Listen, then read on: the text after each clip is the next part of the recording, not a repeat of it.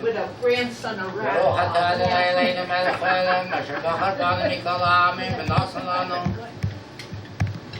Every morning we call washing, but try to be with voice.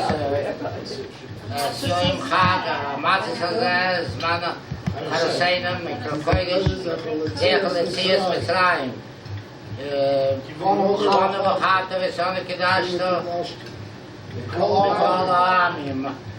Miyadek Kachachov, Simchov Sassen, Echaltano, Baruch Atadano, Mekadesh, Israel, Yasmani.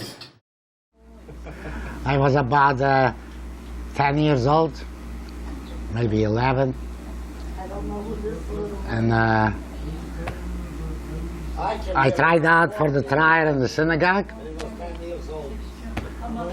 and I went out and I made it. The Chazan had a very good opinion about my voice. He said, you got a wonderful voice, and you're going to be a soprano, and he put me to work. A soprano? Yeah, I sang as a boy soprano.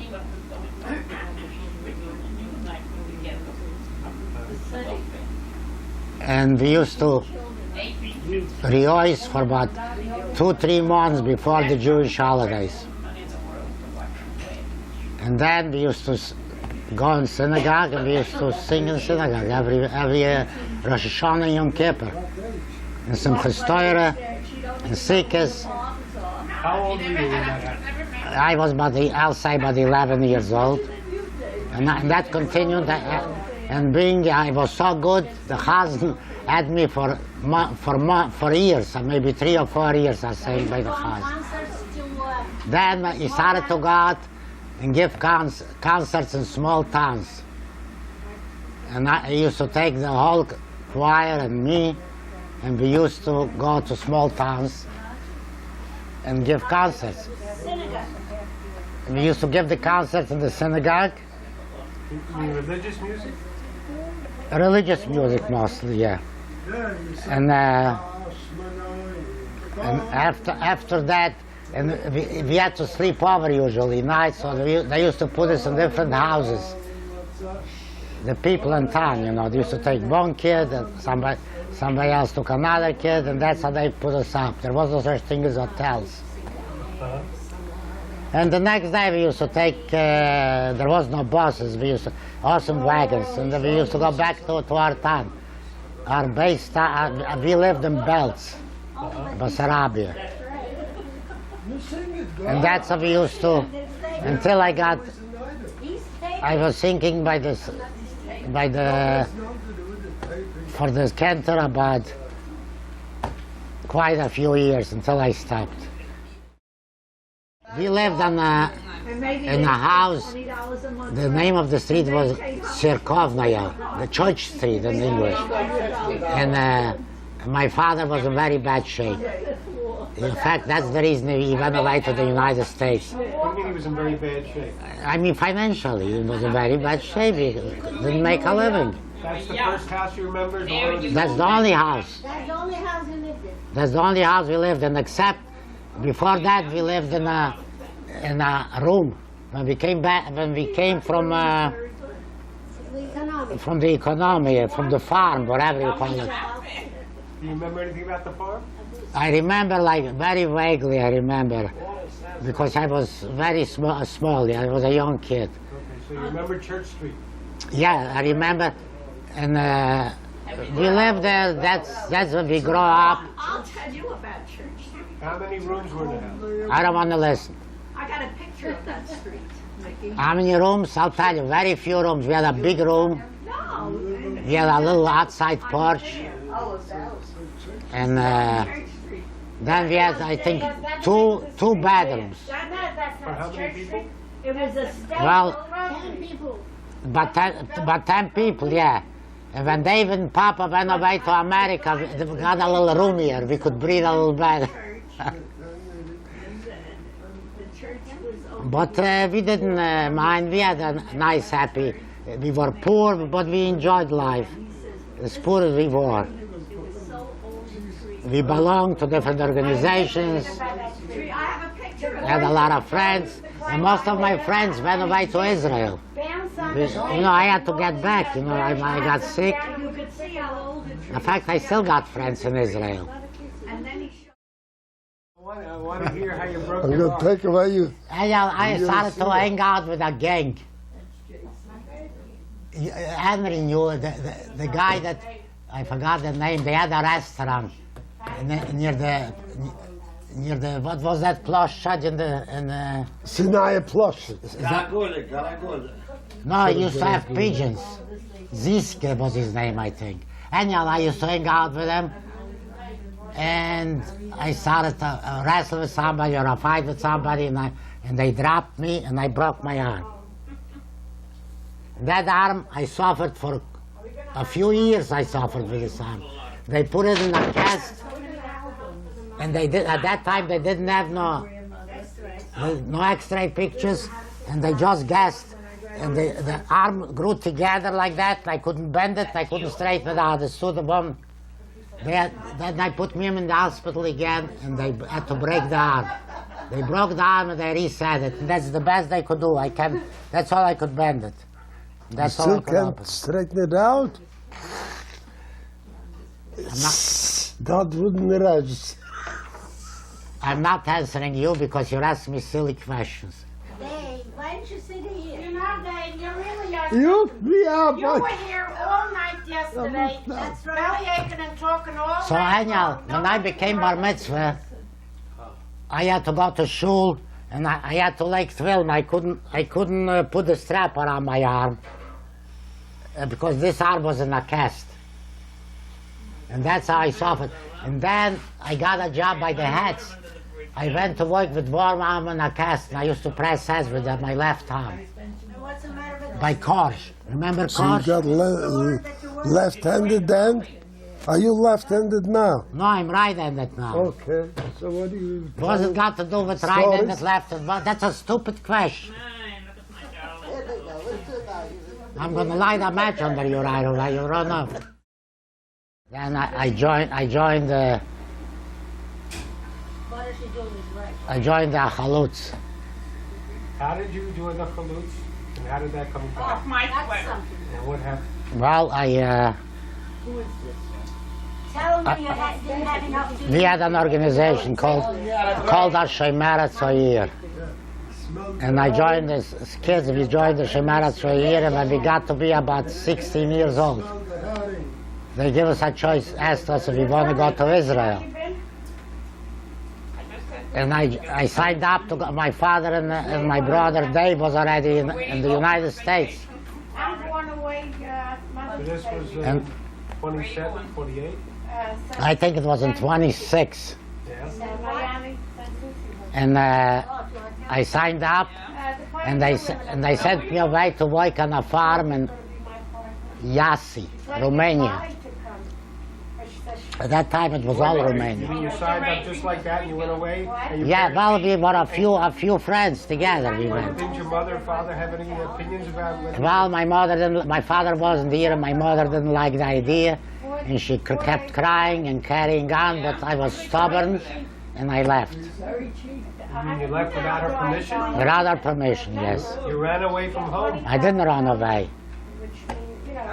She helped, once she saw that she can't do nothing about it, she helped me out to leave. And when I left, I worked on a farm for the summer. Then when winter time came, they had no work for us on the farm. So they made a contract with a man that had woods, a wald, and we used to cut down trees and make pieces of wood.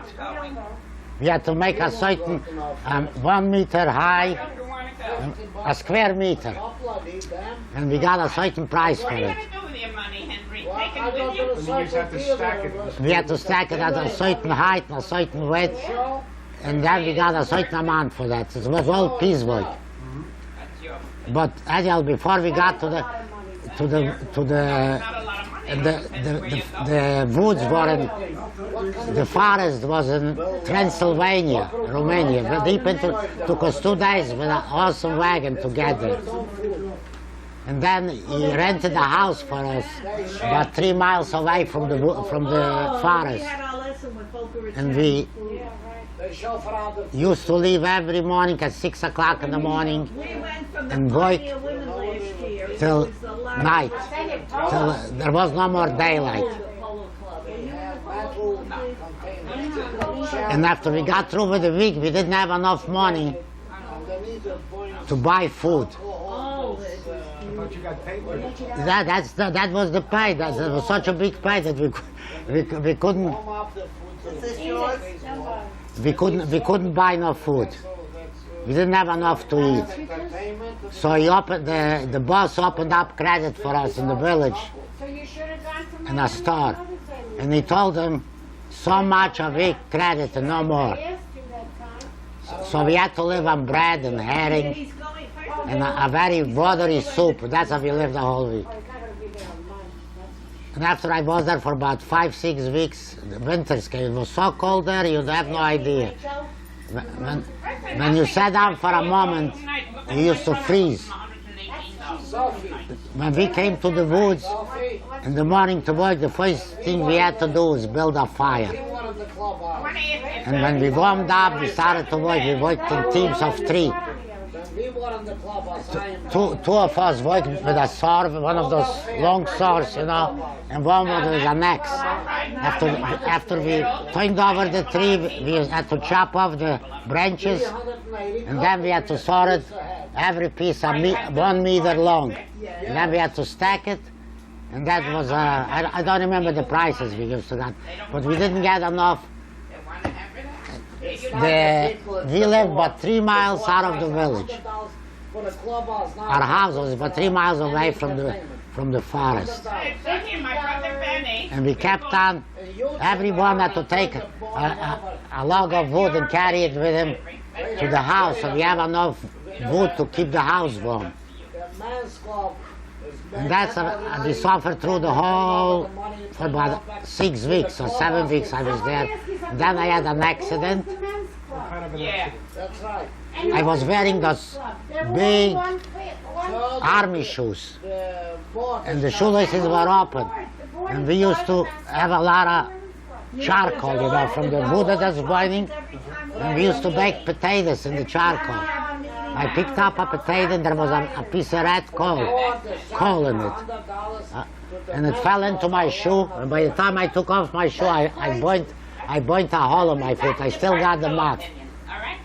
Would you go spend for 2 nights $118? So, I wanted to heal it up, and I got an infection, and I couldn't walk. I suffered for a long time until I decided that I'm going home.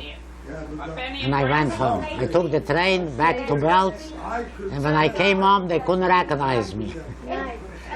You could ask your mother what I looked like when I came home.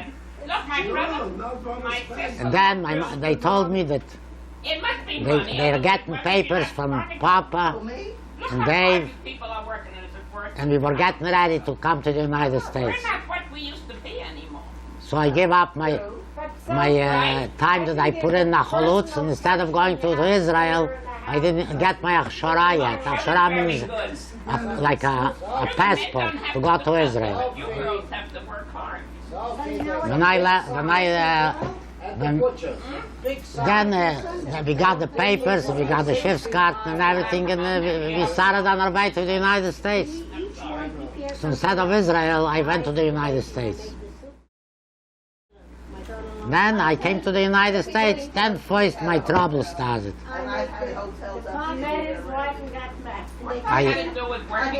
Jobs were very hard to get. That's a first note.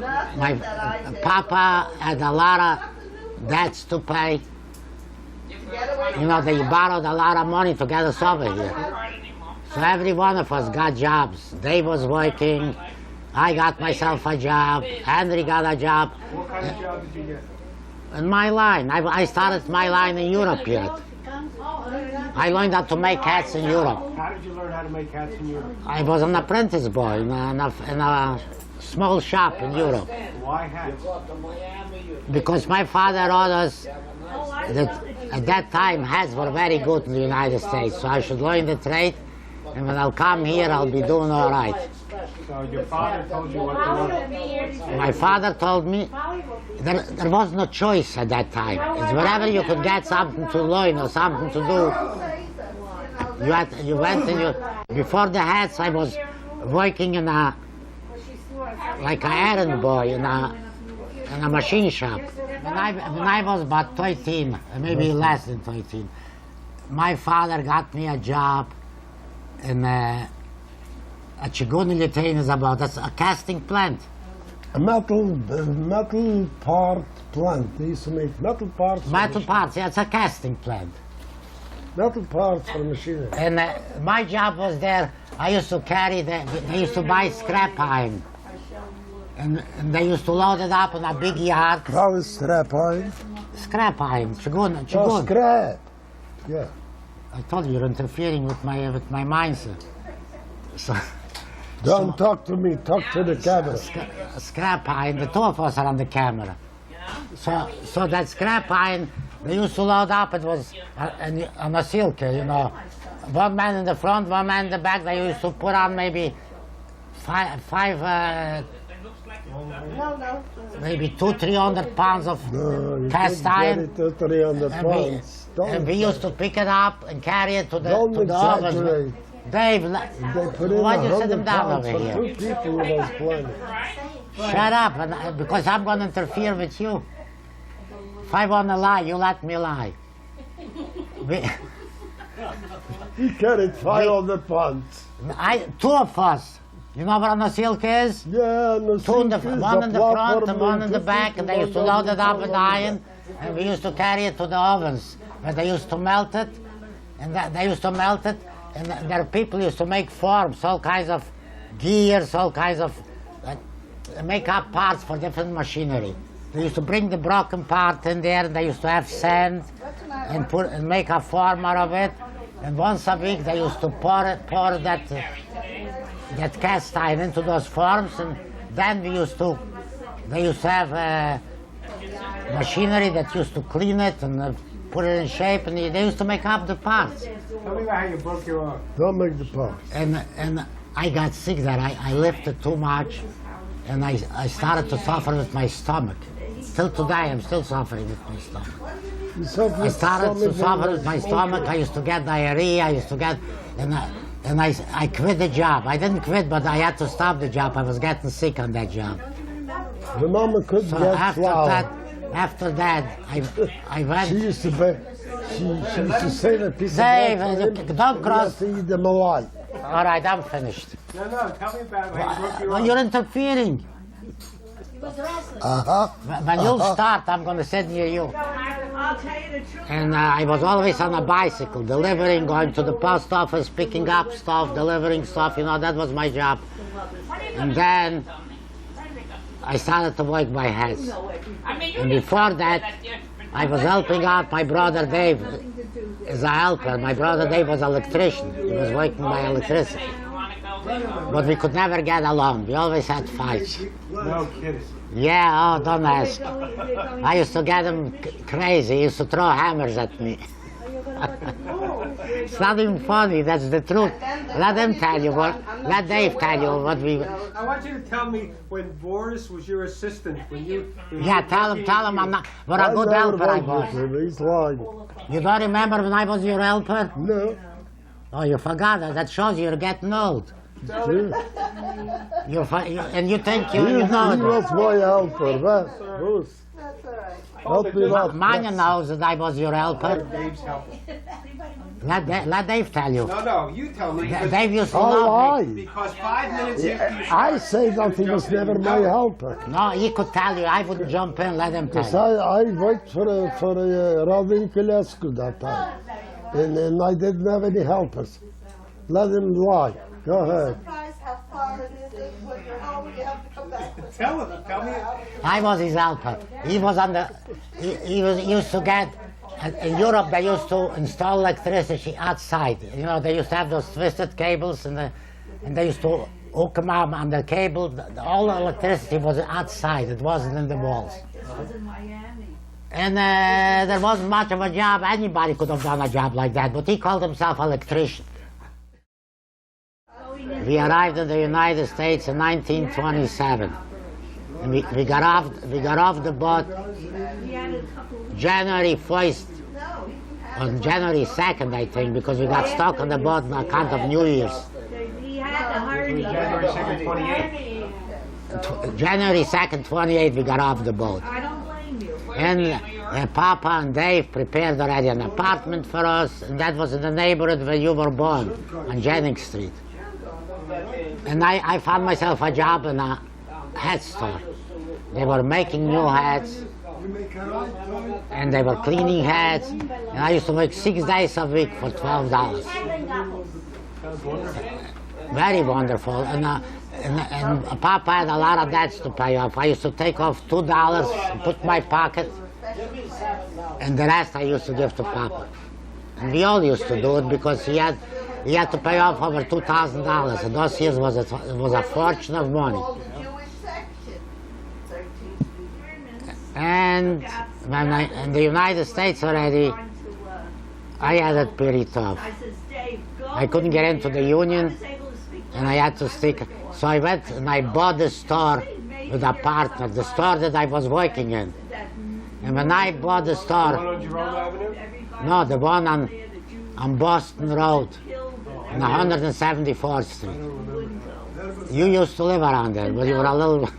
It was about 2-3 blocks from Charlotte Street. And I got myself a partner, and we bought the store. And as soon as we bought the store, the U.S. bank went busted. And whatever money we had, a couple of dollars, the bank closed up. We couldn't get the money out. What was the name of the bank? The U.S. Bank, United States the United States Bank. And let me think. Yeah, and so I took over the store. The first year we were doing good. And I knew my business very well. They were coming to me from all over for hats. At that time, they were still wearing hats. Hats was a big thing. That was during when Franklin Roosevelt was just elected. In 1933, 1932, when Hoover was in power yet, when Hoover was president. But after that, the Depression came in, and the banks closed up, and there was a Jewish neighborhood, and all the Jews in that neighborhood kept their money in the United States Bank. And everybody remained without a dollar to his name. And my business went up. I had a lot of stuff in the store. They didn't even take out the orders they ordered with deposits on them because they didn't have any. Then I started to look around. But we broke up partnership. One of us remained in that store, my partner, and I fixed up a store on Jerome Avenue. So, and I struggled in that store until the war broke out. And when the war broke out, I had to, they wanted to draft me into the army. I was married already, and I had my 2 children. So I had to go out, and they told me if I get myself a defense job, they might not bother me. They might not take me to the army. Being I had 2 kids, and I was married. So I started to look for a defense job, and I found a job in Bethlehem Steel in Baltimore. Don't you know, I lived in your house a week's time with a friend of mine, Sammy Bean. I don't know if you knew him. I remember Sammy Bean. Sammy Bean, yeah. He Bicycle store, right? right. See, he remembers. You still got a good memory. My memory is gone already. So and at the same time, I put in an application in the Brooklyn Avion. So when I got to Baltimore, and that Baltimore job was a joke.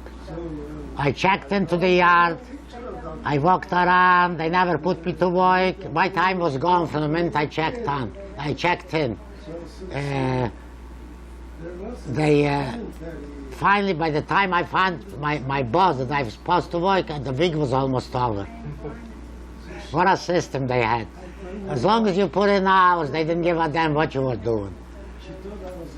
So when I got a call from Ray, that I got a call to go to the Navy Yard, I took the train, I got my check, and I took the train, I went back home.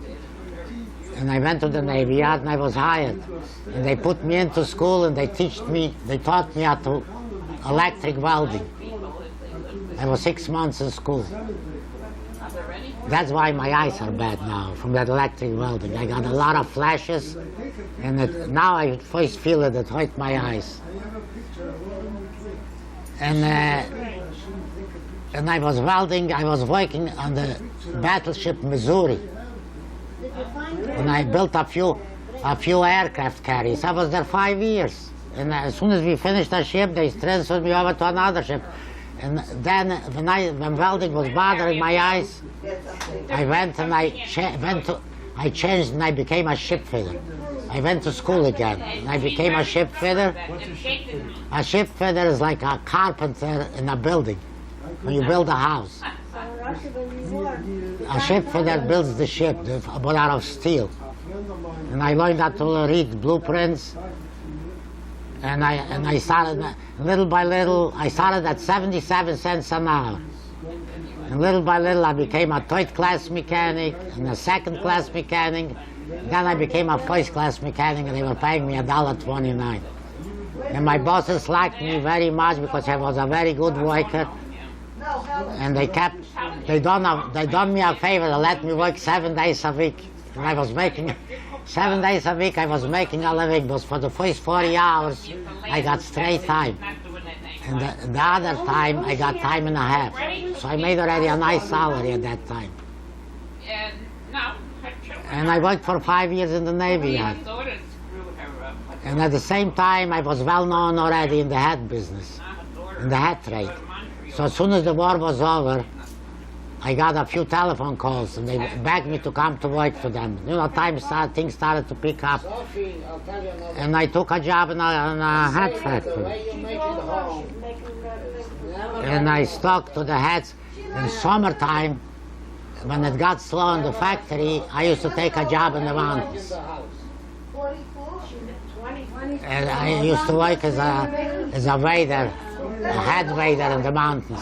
And that was going on for quite a few years. You remember that. And you know what was going on in the mountains? I used to start my season the 1st of July, and I didn't stop till after Labor Day. We had a day's rest. So tell me, what all is she cooking? We had a day off, we had an hour of the same routine all the way through for the 10 weeks. I didn't stop.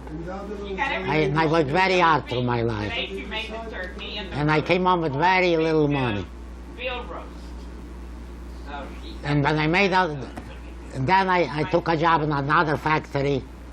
This factory, I worked in a factory, hat factory in Brooklyn. Then I took a job in a factory in Yonkers. And I closed up that factory because hats were going out.